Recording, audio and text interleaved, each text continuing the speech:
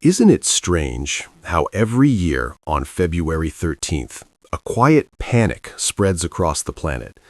Millions of people suddenly feel a jolt of urgency, like they've remembered something catastrophic.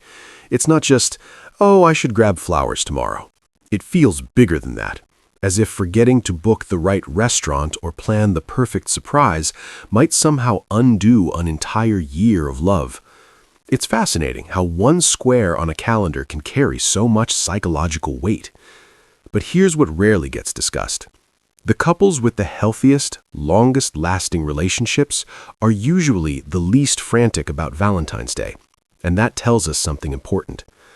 Decades of relationship research, including the work of John Gottman, show that thriving partnerships aren't built on grand cinematic gestures.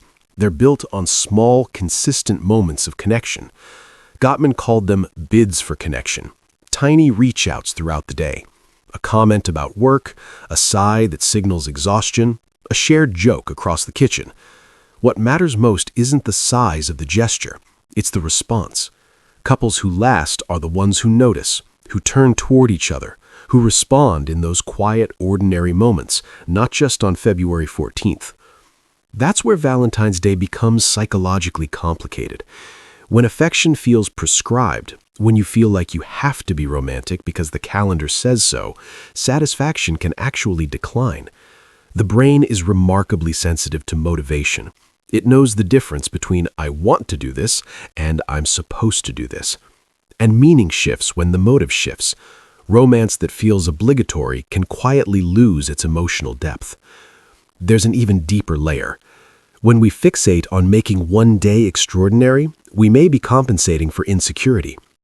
Psychologists describe something called symbolic self-completion theory. When we feel uncertain about an identity, we perform symbolic behaviors to reassure ourselves. The bigger the bouquet, the grander the public gesture, the less we have to examine the everyday intimacy. Social media amplifies this effect. Back in 1954, Leon Festinger introduced social comparison theory, explaining how we measure ourselves against others. Today, that comparison is constant. On Valentine's Day, you're not just evaluating your relationship privately, you're subconsciously comparing it to curated highlight reels of surprise trips and elaborate dinners. Even if you know those posts are selective, your emotional brain still registers them as a standard. Meanwhile, the most meaningful parts of a relationship rarely get posted. Sitting quietly together, folding laundry side by side, checking in after a long day. That's where intimacy actually lives. Research on self-expansion theory, explored by scholars like Eli Finkel, shows that couples grow closer when they experience novelty together. But novelty doesn't require extravagance. It can be as simple as trying a new recipe or walking a different route. The power lies in shared experience, not spectacle. And for those who are single, Valentine's Day can feel uniquely painful. Neuroscience shows that social exclusion activates many of the same brain regions as physical pain. But often, the discomfort isn't about being alone, it's about feeling like you're supposed to be celebrating something you don't have. Remove the cultural script, and February 14th becomes just another day. The suffering isn't inherent, it's amplified by collective expectation. Perhaps we've been thinking about this backwards. Instead of making one day enormous, what if we made every day slightly meaningful?